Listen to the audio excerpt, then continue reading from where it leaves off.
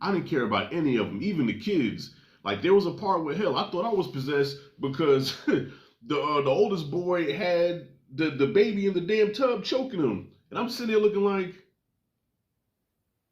die. I don't know. Maybe the spirit jumped out of the fucking laptop screen and jumped in my big ass. I don't know what the hell. And here's the review. Whew, there's power in the name of Jesus. Break every chain. Break every chain. I ain't making a joke, y'all. I'm dead ass serious. I just got done watching the Deliverance, the new Lee Daniels possession movie on Netflix. I'm gonna be getting into some spoilers here, so if you have not seen the movie, go watch it, come back, and let's talk about it. This film, I really didn't have any expectations. I said, you know what, this is a Lee Daniels possession movie. Lee Daniels don't do horror. He does Empire, Precious, The Butler, stuff like that. You're going into horror now, bruh? Okay, let's see. You know, as an artist, it's always good to expand your horizons. All right, so all right, let's see what you're working with. Right off rip, the problem I had with this movie, off rip, y'all, was the characters. I did not like any of them. And I asked the question, how can a movie be so black, but then unrealistically black at the same damn time? So right off, you hear the language, the shit talking that we tend to do from time to time. But then it comes to the point where now you have the mother, the lead, I forgot what the lead's name, but the mother cursing out Glenn Close, which is supposed to be her mother. And I'm like, okay, do they got Glenn Close as a black woman here, or she is the white mom? She's the white mom. And this is in the opening act, y'all. The opening scene of the movie. They're having a family dinner. This is our introduction to the characters. They're having a family dinner, and right away, Glenn Close starts talking shit about the catfish. In which the mom says in front of all the children, in front of the babies, "Fuck you, mom. You don't know what you're talking about. You're talking about my fucking catfish in front of the kids." I'm like, okay, that's what we're doing. That's how you talk to your mom in front of your kids. Okay. And then it goes from that to the oldest boy who's being bullied by some of the dope boys in the corner. And come to find out that his dad has been sending him money. So he's been asking his dad for money so he can save up and get up out the hood. And he has a confrontation with his mom in which he says, listen, I'm trying to save up to get away from you. The mom talks shit, like, get away from me. Like, what? And the boy pushes her. Well, she slaps him first. And then the boy pushes her, knocks her down. And then that's never addressed ever again. Listen, look at me. Anybody that know, what I don't even want to just leave this with race. You know what I'm saying? I'm pretty sure there's white people don't play this shit either. But I just speak from my experiences. If I ever even thought about putting hands on my mother, I better wake up and apologize. I'll probably wake up in the pearly gates somewhere. Not even in the pearly gates. I'll bust hell wide open. That's what I was taught. Well, what does it say in the Bible? Honor your mother and father, your days will be long, or whatever. If you disrespect them, you bust hell wide open. That's how I was taught. This nigga pushed his mama down, and then she gets up like, and then I was expecting her to pick up a knife or pick up a gun and shoot her son, but no, she just let that roll off her back. I said, oh, you supposed to be all big and bad, cursing your mama, cursing your kids, you know, you even walked up to a little dope boy and knocked him down, kicked him in the balls and everything, but your son pushes you down, you ain't say shit? Yeah, so that was strike two. And then strike three, what the fuck is Omar Epps even doing in this movie? Omar Epps is in here, and I'm like, okay, that's Omar Epps. I mean, I guess he's not a big star anymore, but, you know, coming up, you know, Juice, The Program, Higher Learning, First Time Felon, I think that's the name of the movie. What the fuck? This nigga, he had one purpose in this movie, and that's to rub up on Glenn Close. And Glenn Close already looks like a demon before they put the demon makeup on her. I'm going to get to that in a second.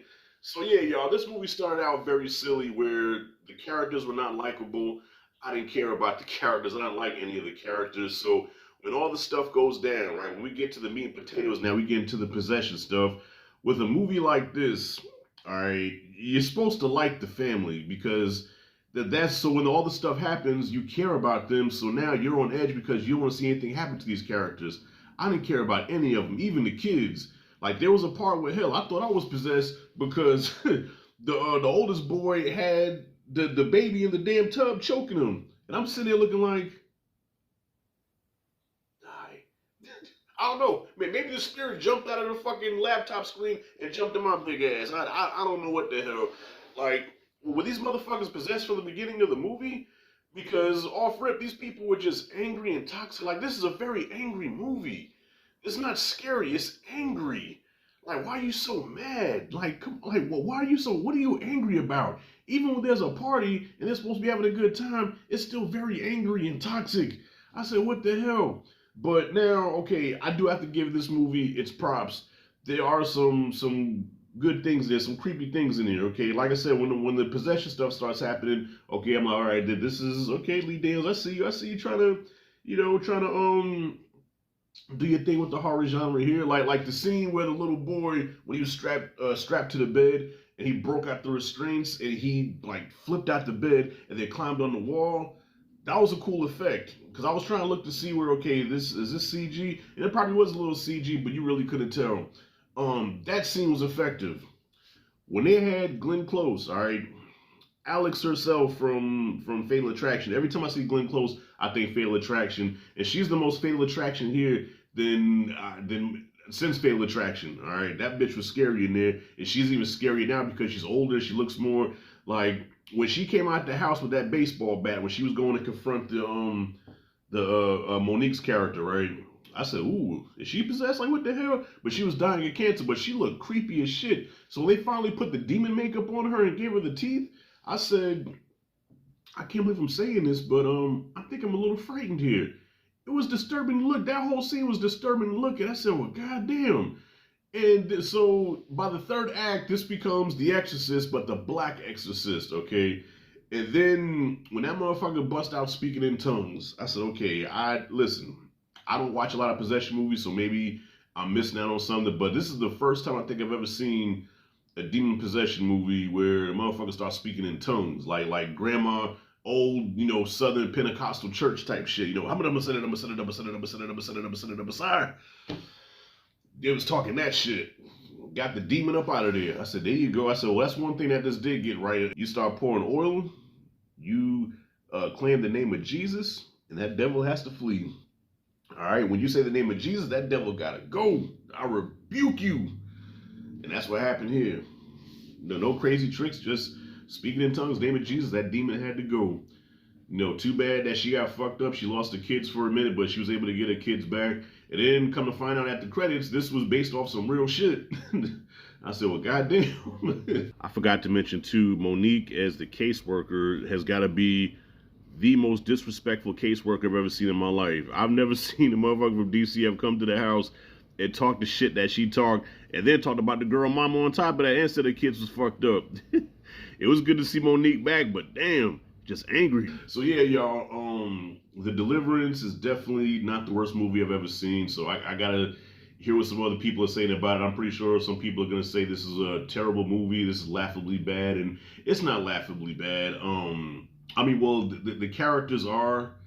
So yeah, the characters are laughably bad, terribly written.